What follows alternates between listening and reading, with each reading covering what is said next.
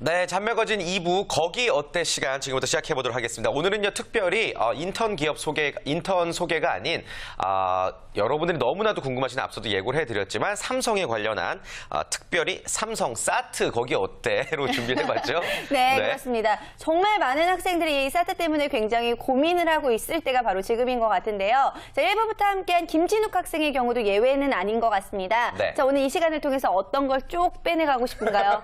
네, 제가 아직 SSAT를 떨어져 본 경험은 없지만 혹시라도 떨어질 수 있잖아요. 그러니까 네. 이제 제가 부족한 부분을 좀 메꿔보고자 이 자리에 찾아왔습니다. 네. 그래요. 예. 좀 어떻게 보면 불안한 마음도 있을 테고 그런 부분에 대해서 확실하게 마음의 안정을 위해서 오늘 이 자리에 나와 주신 것 같습니다. 안정을 취하셔야 될 것 같아요. 그래요. 네. 예. 삼성의 경우 달라진 부분들부터 한번 이야기를 나눠볼까요, 대표님? 네, 삼성 같은 경우에는 일단 이번 상반기 들어서면서 몇 가지 이렇게 변화하겠다 발표를 했는데 그 전에 이렇게 변한 적이 별로 없었거든요. 그래서 구직자에 상당히 충격으로 받아들인 게 첫 번째는 일단 토론 면접이 폐지되면서 네. 직무 역량 면접이 강화된 게 일단 첫 번째 변화고요.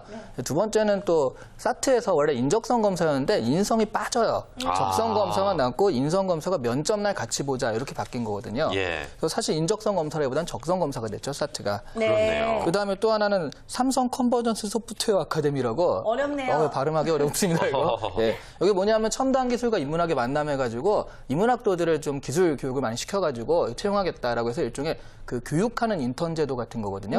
이런 것들을 좀 도입한 것이 상당히 큰 특징이에요.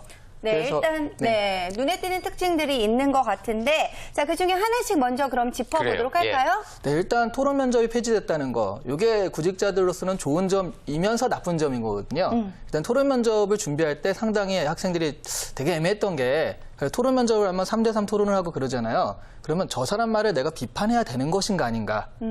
괜히 그건 이래서 아니지 않습니까? 했다가 굉장히 공격적인 사람을 찍힐까 봐. 어떻게 해야 될지 잘 몰라가지고 애매했던 부분이 있어요. 그러다 보니까 이렇게 좀 좋은 말을 서로 덕담을 해주는 시간으로 바뀌었거든요. 그 얘기도 참 좋습니다만 제 의견 하나만 덧붙이자면 이런 식으로 하다 보니까 사실 할 때 그렇게 많이 어떤 채점의 큰 기준이 안 된 것 같아요. 네. 그래서 그것을 아예 폐지하고 대신 다른 게 늘어났잖아요. 그래서 역량 면접이라고 해서 PT 면접이 강화된 게 특징이에요. 그래서 전반적으로 면접을 통해서 이 친구 어떤 친구를 보는 것이 강화된 것이 사실 삼성 그 계열사 중에서는 삼성생명이나 또 증권이나 화재 같은 그런 경우에는 금융회사 쪽이잖아요. 네. 금융회사는 원래 인성이 중요하다 보니까 이번에 1박 2일로 아예 바뀌어버리거든요. 그렇게 면접을 좀 더 강화한 것이 하나의 특징입니다. 그렇군요. 여러 가지 변화가 있는 것 같습니다. 앞서 말씀해 주셨지만 인성검사가 이제 면접 전형으로 이동을 했잖아요. 네. 이 부분은 어떤 의미로 받아들이면 될까요? 인성검사, 이게 딱 한 얘기는 일단 인성검사가 더 중요해졌기 때문에 그런다라고 할 수 있는데 사실은 인성검사가 결국 그런 거잖아요. 내가 내 걸 쓰는 거잖아요. 예. 나는 매우 성실한 편이다. 그걸 매우 아니라고 쓰는 사람은 없잖아요. 네, 그렇죠. 그렇죠. 그러니까 그러다 보니까 과연 이게 얼마나 신뢰성이 있는 것인가 이런 문제가 또 있고요. 또 인적성 검사가 그러다 보니까 이제 인성 검사는 따로 들어가고 면접에서는 또 따로 하다 보니까 차라리 이렇게 바뀐 거죠. 인성 검사 같은 경우는 컴퓨터로 빨리 하면 대강에 그게 빨리 나오잖아요. 그러면 면접할 때 그 인성 검사 표가 있어요. 여기 보면 되게 성실한 사람, 또 무슨 사람 이렇게 대강의 가이드가 있으니까 이걸 보면서 그 면접을 할 때 참고 자료로 쓸 수 있다. 이렇게 바뀐 거라 보시면 되죠. 네. 근데 사실 어떻게 본다면 조작된 인성 자체를 이제 거부한다 이런 이야기라고 할 수가 있을 것 같은데 좋다고 할 수만은 없는 게 사실 면접이 더 만만치 않다라는 그래요. 생각이 들기도 하거든요. 예. 그렇죠. 결과적으로는 그래서 이 인성검사에도 되게 형편없는 이거는 인간 쓰레기 아닌가? 이렇게 나온다 하더라도요. 예. 면접에서 이 친구가 이걸 잘못 봐가지고 그런 거다라고 뒤집을 여지가 충분히 있거든요. 네. 만나보니까 굉장히 똑똑한데 사실은 그렇지 않다 이런 게 있는데 또 그 인성 면접에서 되게 좋은 점수가 나왔더라도 실제로 봐보면 이런 거잖아요. 면접관 입장에서는 객관식 점수가 있는 거고 자기가 쓴 그다음에 면접관이 직접 평가한 주관식 점수가 있을 때 무엇을 더 믿겠냐라고 한다면 면접이 훨씬 더 중요하다는 얘기고요. 정말 이 인성 검사는 약간의 기초 자료 이런 방향으로 생각했는데 아닐 수도 있고 맞을 수도 있고 이렇게 되기 때문에 면접에 대한 비중이 훨씬 늘었다라고 볼 수 있습니다. 네. 그렇군요. 그리고 또 이제 삼성 지원하시는 분들은 작년부터 에세이가 굉장히 골칫거리였잖아요. 올해도 에세이를 제출해야 되나요? 저 삼성은 특히 이제 서류가 쉬운 걸로 유명해서요. 예. 다 이제 사트로 가는 그런 거였는데 그러다 보니까 이제 쓸데없이 쓰는 것도 없애주겠다라고 해가지고 사트를 본 다음에 합격자만 에세이를 좀 길게 쓰는 걸로 바뀌었어요. 근데 그거 역시 마찬가지로 삼성은 그러니까 약간 좀 현실적인 문제인 것 같아요. 그러니까 5천 명을 상반기 5천 명을 뽑는다. 그러면 그 10대 1만 돼도요 5만 명이 지원을 하는 거고 예. 뭐 20대 1 그러면 10만 명이 지원하는데 그걸 다 읽을 수가 없잖아요. 그렇죠. 그러다 보니까 뽑힌 애들만 읽게 하는 게 맞고요. 그다음에 또 하나 그런 것들 점수를 다 부여하다 보면 그것도 이제 굉장히 문제가 되니까 네. 실제로는 그러니까 인성검사 점수 그다음에 여기에 에세이에서 난 무엇에 관심이 있다라고 썼을 거 아니에요. 이런 것들이 바로 면접의 기초 가이드. 여기 보니까 무엇에 관심 있는 친구 같은데 뭐 이런 건 어떻습니까라고 그 다음 단계로 넘어갈 수 있는 그런 자료로 활용하고 있습니다. 네, 사실 근데 면접에만 활용이 된다라고 하더라도 학생들 입장에서, 구직자들 입장에서는 이걸 제출하기 위해 또 얼마나 많은 노력들을 하고 그러게요. 있을까 생각하면 마음이 좀 짠하기도 하는데요. 또 새로웠던 게 있습니다. 바로 삼성과 인문학의 융합이죠. SCSA가 상반기부터 도입이 됐었죠. SCSA 정말 어렵잖아요. 네, 네. 이름도 어려워요. 네, 이게 한국판 잡스 프로젝트라고요. 네. 한마디로 좀 인문학적인 어떤 교양이 있는 사람을 기술을 가진 사람으로 만들겠다 이런 거거든요. 융합형 인재라고 하죠. 이런 것들을 만드는데 약간 이런 판단도 있지 않았나 싶습니다. 지금 기술적으로 훌륭한 사람들을 뽑아가지고 인문학적인 베이스를 주려니까 안 되는 거예요. 근데 인문학적인 애들을 뽑아서 그 기술적인 걸 가르치니까 이건 좀 되는 거죠. 그러다 보니까 또 그런 것도 있고 인문계열 같은 경우가 이제 좀 취직률도 낮고 그러니까 네. 그런 거에서 또 사회적으로 어떤 의무감도 있는 것 같고요. 그래서 인문계열 전공자를 대상으로 여기서 관심 있는 사람을 뽑아가지고 소프트웨어 직군이죠. 이런 예. 쪽으로 좀 기술적인 걸 가르쳐가지고 실제로 SDS나 이런 데서 좀 많이 쓰겠다. 전자나 SDS 쓰겠다 해가지고 뽑은 건데 이게 이제 경쟁률이 상당했고요. 관심이 상당히 많이 불러일으켰거든요. 그래서 지금 한참 교육 중으로 알고 있습니다. 네. 그렇군요.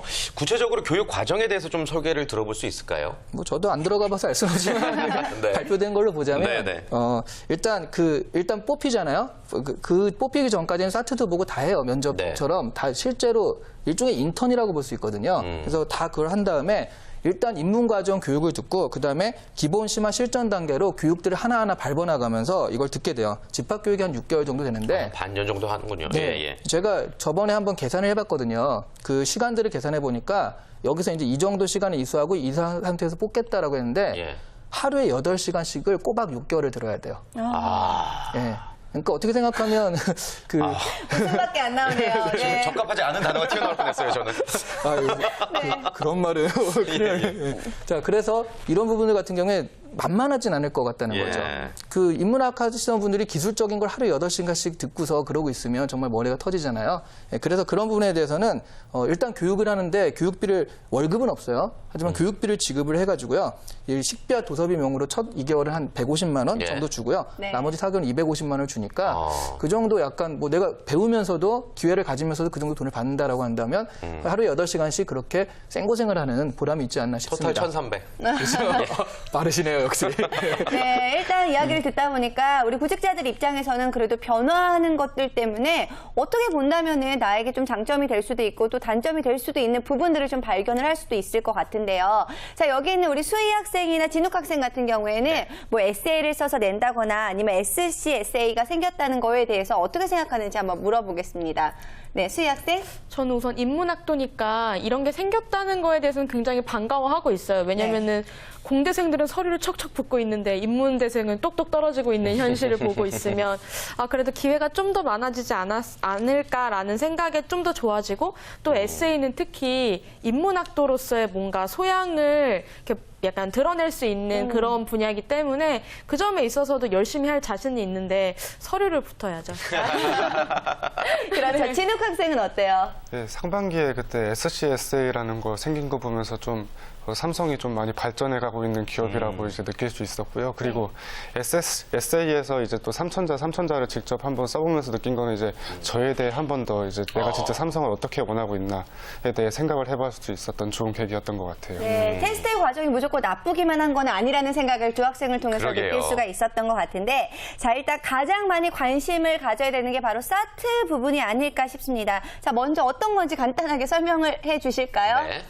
그럼 사트를 설명하기 전에 네. 이제 하나만 물어볼게요. 네. 만약 직업방송 앞에 예. 가령 커피숍을 차린다. 네. 이러면 잘 될 것 같습니까? 안 될 것 같습니까? 솔직히요? 네, 솔직히. 유동인구가 적은 지역이어서 네. 안 될 것 같습니다. 네. 전 될 솔직히요. 것 같아요. 왜요?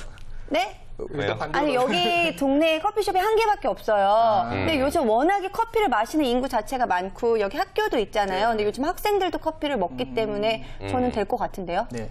바로 그게 이제 사트에서 원하는 능력이에요. 네. 그게 뭐냐면 사실은 그래서 돈을 벌려면 돈을 버는 인재가 기업에서 원하는 인재잖아요. 네. 그럼 바로 지금 추리력 있죠. 여기다 뭘 차렸는데 잘 될 것 같다, 안 될 것 같다의 예측이 좀 정확해야지 이게 돈을 벌 수 있는 거잖아요. 이게 틀리면 안 되는 거잖아요. 그렇죠. 우리가 중국으로 진출하는데 진출할 것인가 말 것인가도 하나의 추리인데 근데 그 전에 뭐를 하냐면 지금 두 분이 말씀하셨듯이 근거들, 자료들이 있어요. 유동인구라는 거를 되셔가지고 태진 씨는 그러니까 안 될 것 같다. 근데 경쟁자가 없으니까 될 것 같다라고 자료들을 가지고 얘기하셨잖아요. 그게 이제 언어력 수리력에서 물어보는 정보 파악력이에요. 텍스트로 된 정보, 자료로 된 정보가 있으면 이런 정보를 정확히 파악해야지 이 자료를 잘못 파악하고 있으면 추리가 잘 나올 수가 없잖아요. 네. 그래서 언어력, 수리력에서 정보 파악력을 한 다음에 추리력에서 어떤 원리를 찾아내거나 그것들을 조합해가지고 새로운 어떤 결론을 내미는 거 이런 것들을 연습시키는 것이 바로 사트인 거고 모든 대기업의 직무적성 검사가 그래서 이렇게 이루어진 거예요. 아, 그렇군요. 사트 합격한 거예요, 저희? 충분합니다. 네. 네, 아무튼 뭐 네. 어떤 시험인지에 대해서 간략한 그냥 예시를 들어주신 것 같고요. 그 시험의 의미에 대해서 설명해 주셨습니다. 기본지능과 실용지능으로 구성이 되어 있죠. 대략 몇 시간 정도 시험을 보나요? 사트 같은 경우가 원래 사트로 치면 한 200분 됐었거든요. 네. 거기서 이제 인성검사 빠지고 상황판단 빠지고 해서 지금 100분 정도로 줄어요. 그래서 한 100분 정도만 시험을 깔끔하게 보고 나오시면 됩니다. 100분. 네. 그렇군요. 알겠습니다. 자, 우리 학생들도 궁금한 점들이 굉장히 많을 것 같은데 각자 하나씩 한번 질문을 들어볼게요. 진욱 학생 궁금한 거 지금 딱 떠오르는 거 어떤 거 있을까요? 저 이번에 상황 판단 문제가 또 없어진다고 들었는데 그럼 어떻게 되는지에 대해 알고 싶어요. 예. 그래요. 어떻게 생각하세요? 상황 판단 문제는 제가 강의할 때부터 항상 되게 쓸데없는 것 중에 하나로 이제 치부했던 거거든요. 왜냐하면 상황 판단 문제가 되게 애매한, 가령 오늘이 여친과의 이벤트 날인데 갑자기 상사가 팀 야근을 시켰어. 그럼 어떻게 할래? 그런 문제거든요. 그러면 뭐 1번 여친을 쌩까고 회사에 올인한다. 무시하고, 네. 왜냐하면 쌩깐다면 안 되는군요. 여친은 또 구할 수 있지만 회사는 또 구할 수가 없기 때문에 예. 뭐 이런 게 있고요. 두 번째는 반대로, 그러니까 회사를 무시하고 여친을 위해서 봉사한다. 또 세 번째로는 여친한테 일단 얘기한 다음에 야, 식사는 해야 되니까 와서 저녁 먹고 우리 주말에 하자 이렇게 양해를 구한다. 아니면 빨리 야근을 한 다음에 저녁 때라도 밤늦게라도 간다. 이 중에 뭐가 답이냐는 거죠. 그럼 사실 답이 없잖아요. 큰 의미가 없네요, 네, 정말. 그러니까 3번이냐 4번이냐 갖고 학생들이 고민을 하는데 실제로는 1번과 2번만 안 택하면 되는 거거든요. 예. 극단적인 것들만. 그러다 보니까 사실은 되게 쓸데없이 애들한테 시간을 많이 잡아먹게 하고 또 헷갈리게 하는 거고, 실제로 이 25문제가 보통은 면접에서 나올 만한 질문들이에요. 네. 면접에서 이제 딜레마 상황이라고 해서 나오는 것들인데 그런 것들을 이렇게 하다 보니까 만약 이게 정답이 있다라고 한다면 기업에서는 로봇을 뽑는 거거든요. 네. 이런 생각까지 똑같은 사람들을. 그럴 리가 없으니까 이거는 좀 아니지 않나 싶었는데 이번에 과감하게 없앴습니다. 우리 이시안 대표님이 미리 내다 보셨네요. 필요가 없다라는 걸. 그럼요. 그렇습니다. 수희 학생 같은 경우에는 궁금한 거 없어요? 저 되게 많은데요. 네. 네. 우선은 제 주위의 친구들도 사트에 대해서 굉장히 궁금한 게 많다 그래서 영상 담아왔거든요. 한번 보실까요? 안녕하세요. 삼성 직무적성 검사를 공부하고 있는 취업준비생 전호진입니다. 언어 영역의 한자어와 사자성어 문제의 경우 공부해야 할 분량이 굉장히 많은데 이를 어떻게 준비하면 좋을까요? 그래요. 한자어 사자성어는 사실 초등학교 때부터 어려웠던 부분인데 맞아요. 이 취업 직전까지 발목을 잡네요. 어떻게 공부하면 좋을까요? 일단 한자어 같은 경우는 제가 처음에 강의할 때 딱 알려줘요. 그러니까 제가 유형을 쫙 이렇게 적어준 다음에 네. 이 중에 가장 눈에 띄는 유형은 뭐야? 그러면 한 100여 명, 200명이면 동시에 한자요 그런단 말이죠. 그러니까 다 어려워하는 거거든요. 근데 제가 이제 과감하게 얘기합니다. 그래서 한자는 무시하고 넘어갑시다. 지금 한 달 동안 공부해서 될 영역이 아니에요. 아하. 그런데 그렇게 내가 이거 쏟아들이는 시간에 비해서 나오는 결과물이 한두 문제, 두세 문제라고 한다면 이게 뭐가 나올지도 모르는 상황에서 한자 만자를 외우고 이렇게 할 수가 없잖아요. 한자는 과감하게 포기해도 좋은 것이 어차피 다 같이 틀리면 되니까.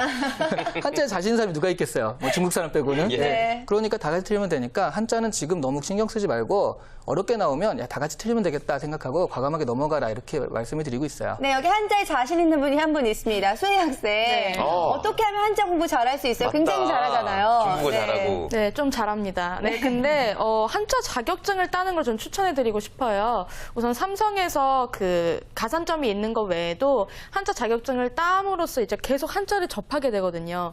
그렇게 눈에 익다 보면은 어느 순간 아 이게 이 부수가 이거랑 이어지는구나라는 이제 원리가 깨우쳐져요. 그렇게 되면 이제 한자에 대해서 좀 더 자신감이 붙게 되죠. 네. 그래요. 와닿지는 않네요. 그러니까 아예 못할 것 같으면 포기하고 네. 좀 할 것 같으면 자격증을 추천한다. 뭐 이렇게 정리를 해볼 수 있겠고. 그렇죠. 진욱 학생은 어떤 식으로 공부해요, 한자? 아무래도 좀 문제 비중이 적어가지고 좀 소홀히 한 면이 없지 않아 있었는데 그래도 좀 공부를 해보니까 좀 외워지긴 하더라고요. 예전에 또 한 번쯤은 들어봤던 말이기도 하고 그래서 좀 도움이 됐었던 것 같아요. 네. 그래요. 알겠습니다. 자, 뭐 한자 외에도 언어 부분에 있어서 체크 포인트 한번 짚어주시겠어요, 대표님? 네, 일단 이게 어휘, 그다음에 문장, 그다음에 이해라는 부분을 나눠서요. 어휘 같은 경우에는 지금 얘기했던 이런 것들 동의어, 반의어도 있고 한자도 있는데 이제 사자성어 같은 경우에는 한자로 같이 할 수가 없어요. 사자성어는 외워야 돼요. 왜냐하면 사자성어는 나오는 범위가 되게 뻔하거든요. 예전에 제가 한번 그런 적이 있습니다. 시험에 자주 나오는 사자성어 172가지 해가지고 딱 애들한테 배포한 적이 있는데 네. 그게 사트에서 그 시험에서 거기서 다 나왔어요. 제가 뭐 이게 꼭 쪽집게다 이런 얘기를 하는 거죠. 72가지면 뭐 거의 사자성어 다 아니에요? 그렇죠. 네네. 네. 이게 뭐냐면 한자는 범위가 너무 많아서 뭐가 나올지 모른다는 얘기잖아요. 근데 사자성어는 맨날 나오는 게 나와요. 생각해보면 이심전심, 읍참마속해서 우리 어렸을 때 한 번쯤 배웠던 것들이 나오니까 사자성어야말로 지금 학생들이 짧은 시간 내에 가장 효율적으로 할 수 있는 부분이니까 이런 부분을 외우라. 어휘는 외우는 거니까 네. 이런 부분을 추천을 해드리고요. 근데 문단별 문제 같은 경우에는 이거는 분명히 그런 요령이 있어요. 스킬이. 그래서 뭐 지시어나 접속어 이런 것들 개념어를 찾아가지고 그 앞뒤로 놓는 연습들을 하시는 건데 이거 아무 생각 없이 그냥 쭉 읽다 보면 할 수는 있는데 시간이 너무 많이 걸리거든요. 네. 그래서 이런 지시어라든가 이런 것들을 스킬적으로 잘 활용하는 연습들. 그다음에 독해는 일단 시간이 많이 걸리니까요. 독해 같은 경우에는 리딩 스킬이라고 할 수 있죠. 배경 지시로 하는 건 절대 아니고요. 리딩 스킬적으로 각달하게 중요한 문장을 찾아가지고 하나의 그 내용으로 완결시키는 것이 그런 연습들을 계속하면서 보시는 것이 필요합니다. 네, 첫 번째로는 언어 영역과 또 한자 문제에 대해서 어떻게 하면 좋을지에 대한 대답해 드렸는데요. 자, 그렇다면 수희 학생이 준비한 두 번째 궁금증도 화면을 통해서 함께 보겠습니다. 네, 안녕하세요. 유희혁입니다. 예, 수리 영역은 문제가 많고 시간이 적은데 어떻게 해야 되는지 요령이 알 수 있을까요? 네, 수리 영역은 늘 시간이 늘 부족하기 마련인데 이건 뭐 요령이 있나요? 잘 풀어야죠. 일단 공식 외울 건 외워줘야 됩니다. 예. 공식 안 외우고 하려니까 그런 건데 가령 사트의 A, B 대소 비교 문제 같은 경우에는 요만한 칸의 문제가 나와요. 요만한 칸에 나오다 보니까 딱 문제가 길어지지가 않거든요. 그러면 뭐 4명이 일렬로 설 수 있는 경우의 수 이런 거 나온단 말이죠. 이런 걸 가령 이건 n팩토리알계다 해서 4팩토리알 해가지고 외우고 있는 친구는 24가지 금방 해요. 네. 근데 그렇지 않으면 A, B, C, D, A, B, D, C, A, C, D, B, 야, C 잠깐 뒤로 가봐. 24개를 다 적어봐요. 네, 다 이렇게 네. 해봐야 되는 거잖아요. 그러니까 이런 공식 외울 건 외워주시고요. 그러니까 4 나오는 곱하기 3 것들. 곱하기 2 곱하기 1 하면 되는데. 오. 아, 너무 쉬운 거 아닙니까? 좋은 고등학교 나오셔서 좋은 학교 나오셔서 깜짝 놀랐네요. 네. 고등학교 때 하던 예. 자 그런 것들이 정말 그 공식은 진짜 옛날에 했던 것들이지만 지금 까먹은 거거든요. 네. 지금 외우시면 된다는 거죠. 그리고 방정식 문제 같은 거, 그 게다가 소금물 문제 같은 경우는요. 이거 중학교 때 했던 거예요. 그 중학교 때는 잘 풀고 넘어왔으니까 지금 여기까지 와 있는 거잖아요. 그래서 중학교 때 했던 것들을 다시 한번 생각하면서 유형별로 소금물에는 크게 4가지 유형인데 각각 이렇게 푸는 것이다. 이런 식으로 정리를 하는 게 필요하고요. 자료 해석 문제 같은 경우에 일단 좀 되게 지겹거든요. 네. 자료 해석이요. 네. 예. 표를 준 다음에 그 표에 맞는 거 틀린 걸 찾는 건데 이런 부분들 같은 경우에는 이 지루한 걸 견디니까 이거는 자료 해석은요. 복잡하고 난해한 문제가 아니에요. 이거는 되게 짜증나고 귀찮은 문제예요. 1번부터 하나하나 대입하고 있어야 되니까. 네. 그래서 제가 추천드리는 건 1번부터 대입하지 말고 4번부터 대입하시라는 거를 추천을 드려요. 시간을 줄이려면. 왜냐하면 1, 2, 3, 4번을 하나하나 이렇게 하다가 예. 아니 출제자라면요. 1번 하나하나 해가지고 시간을 걸리게 하는 문제인데 정답을 1번에 놓겠어요? 4번에 놓겠어요? 4번 4번 쪽 뒤쪽에. 뒤쪽에 네. 놓는 게 아무래도 여기서 시간을 걸리니까 그렇게 하겠죠. 그래서 이런 문제들 같은 경우는 같은 문제라면 뒤쪽으로 답이 있는 경우가 많아요. 네. 그러니까 차라리 거꾸로 4번부터 이렇게 대입하시면 정답인 경우가 좀 더 빨리 나올 수가 있어요. 네, 그래요. 그렇군요. 요런 요령들을 여러분들이 잘 명심을 하셔야 될 것 같습니다. 진욱 학생 같은 경우에는 또 궁금한 점 있다면 질문해 볼까요? 저 같은 경우에는 개인적으로 언어 추리 쪽이 좀 약한 편인데 예. 그 줄 세우는 거 그 문제를 좀 잘 풀고 싶은데 어떻게 하는지 모르겠어요. 줄 세우는 거 어떻게 세울까요? 순서 세우기 문제인데 네. 그게 순서는 두 가지예요. 절대적 순서, 상대적 순서 해가지고 절대적 순서 문제는 일단 뭐 세 번째, 네 번째 들어가는 하나 박아놓고 앞뒤로 붙이는 거고 상대적 순서는 거미줄, 웹을 만드는 건데 이런 경우 지금 잘 모르시잖아요. 무슨 얘기인지. 그렇죠. 이게 유형화라는 거예요. 그래서 이런 문제는 이렇게 저런 문제는 저렇게 유형화를 한 번만 딱 하시고 나머지 거기에 맞춰서 자꾸 푸는 연습을 하시면 사실 나오는 유형이 한 대여섯 가지 정도밖에 안 되기 때문에 생각보다 쉽게 풀 수가 있는 게 이 추리 문제거든요. 최근에 추리 문제에서 뭐 망했다. 이 관건이었다 이런 경우가 많기 때문에 여기서 이제 점수를 좀 받으셔야 됩니다. 아, 그렇군요. 저는 언어 추리라고 해서 당연히 언어 부분인 줄 알았는데 그러게요. 이거 추리 부분이라서 네. 저 정말 깜짝 놀랐는데 그렇다면 추리력 분야별로는 또 어떤 노하우를 가지고 문제를 푸는 게 좋을까요? 방금 말씀하신 이제 이건 퀴즈 문제라고도 하는데 방금 말씀하신 거 말고 수추리나 도형 추리가 있거든요. 수추리 같은 경우에는 수열이에요, 수열. 그래서 하나하나 가는 건데 이 수열이란 부분은 정말 내 등차 수열, 등비 수열을 알고 있느냐의 문제가 아니라 숨겨진 원리가 뭐냐 찾는 거라서 네. 이상한 규칙들이 되게 많이 나오거든요. 네. 뭐 건너뛰어서 작용한다거나. 그러니까 실제로는 그 규칙들, 원리들을 많이 외우고 있어야 돼요. 그게 한 15개 정도밖에 안 되기 때문에 그 원리들을 외우는 방향으로 하시고 도형 추리 같은 경우는 도형이 바뀌는 형식인데 네. 사실 도형이 바뀌는 건 회전하고 반전하고 명암반전 정도밖에 안 돼요. 그러니까 원리 자체가 몇 가지 안 되기 때문에 이것들은 외우시면 되는데 대신 이렇게 고통을 호소하더라고요. 한꺼번에 저는 한눈에 이게 안 들어옵니다. 이렇게 호소하시는데 그 들어온 사람은 없어요. 예. 한눈에 확 들어온 사람은 그 석호필 정도? 그런 정도만 그렇지 네. 저희 범인들은 그렇게 못하거든요. 그렇죠. 그러면 하나하나 해야 됩니다. 요 도형, 요 도형, 요 도형에서 하나하나씩 잡고서 프로세스별로 하시는 것이 가장 좋습니다. 네. 네. 아우, 졸릴 뻔하다가 석호필 때문에 잠이 좀 깬 것 같습니다. 아무튼 머리가 굉장히 복잡해요. 우리 학생들 외워야 될 부분들도 많고 저희도 그걸 전달해 드려야 되는데 아무튼 사트에 관한 궁금증 계속해서 한번 확인을 해 보도록 하겠습니다. 역시나 영상으로 준비를 해봤습니다. 안녕하세요. 취업준비생 김가희입니다. 사트에는 감점이 있다고 들었는데 그럼에도 불구하고 모르는 게 나오면 찍는 게 좋을까요? 아니면 그냥 두는 게 좋을까요? 아니 시험 볼 때 안 찍고 시험 보는 경우도 있나 봐요. 그러게요. 찍는지 안 찍는지를 물어봤다라고 한다면은 요거 좀 궁금한 부분들이 있는데 진욱 학생 같은 경우에는 어떻게 했었어요? 뭐 오답률이 그 안에서 평가를 하는 게 있다고 해서 가급적이면 모르는 문제는 남겨두었습니다. 아, 남겨뒀다. 그래요. 네. 이 부분이 실제로 그 응시자 입장에서 궁금하긴 해요. 어때요? 아무래도 제가 찍었는데 이게 맞으면 또 오히려 더 점수가 올라가니까 찍고 싶기도 한 마음이 사실 있어요. 그렇군요. 맞습니다. 아무래도 정말 많은 학생들이 이 부분에 대해서 굉장히 궁금해하고 있을 것 맞아요. 같은데 어떤가요? 답을 내주시죠. 일단 삼성 기업이나 어느 기업에서도요 공식적인 자리에서 찍어도 된다라고 나온 적 단 한 번도 없거든요. 설명의 자리 아니면 그 시험에서도 물어보면 찍으면 안 됩니다. 근데 구직자들은 끊임없이 찍어도 되나요를 물어봐요. 왜 그렇다고 생각하세요? 하나라도 맞추고 싶으니까 그런 네. 거 아닐까요? 그렇죠. 되게 간단한 거예요. 구직자들이 너무 찍고 싶은 거거든요. 그러니까 자꾸 물어보는 건데 이러한 부분은 일단 공식적인 대답은 찍지 말라기 때문에 제가 이 방송에서 그에 반하는 대답은 할 수가 없어요. 네. 하지만 이런 건 소개해드릴 수 있습니다. 저는 사실은 좀 그런 거 약간 생각이 다를 수도 있는데 네. 이런 건 소개해드릴 수 있어요. 그러니까 한 2년 전쯤에 삼성의 최고 인사 담당자 최고이신 분이 그 영삼성 애들이하고 리포트한 게 있습니다. 네. 근데 이제 그러면 되게 뻔한 질문들 하잖아요. 이렇게 막 촬영되고 있으면 삼성의 인재상은 무엇입니까? 뭐 이런 식으로 해야 되잖아요. 근데 갑자기 사트 찍어도 되나요? 뭐 이런 걸 물어봤어요. 그래가지고 이 사람이 뭐라고 했냐면 어차피 30문제 중에 15개 정도 푼 다음에 15개를 찍을 사람이라면 어차피 안 됩니다. 그러니까 어차피 찍어봤자 뭐 아무 상관없으니까 마음대로 하시고요. 한 3, 4문제 정도를 찍는다 그러면 저 같아도 찍을 것 같습니다. 라고. 왜냐면 정답률, 오답률도 있지만 실제로 해서 맞는 것도 있기 때문에 한번 찍어보는 것도 3, 4문제라면 충분히 가능하다. 그렇게 대답을 한 적이 있어요. 네, 그 정도까지는 말씀을 해주실 수가 있군요. 네. 자, 좋습니다. 오늘 사트에 대해서 정말 자세한 내용들을 알아봤는데 이제 겨우 보름 5분밖에 남지가 않았습니다. 네. 아, 우리 구직자들 정말 긴장될 것 같아요. 자, 마지막으로 어떻게 준비하면 좋을지 전략 종합해서 말씀해 주실까요? 되는 것과 안 되는 걸 정확히 구분하셔야 되는 거고 네. 가령 한자는 안 되거든요. 지금 하면 사자성어는 됩니다. 방정식 문제는 돼요. 이런 식으로 지금 내가 2주일 남은 이 사이, 뭐 일주일 남았으면 일주일 남은 이 사이에 얼마나 집중적으로 한 유형을 팔 것인가.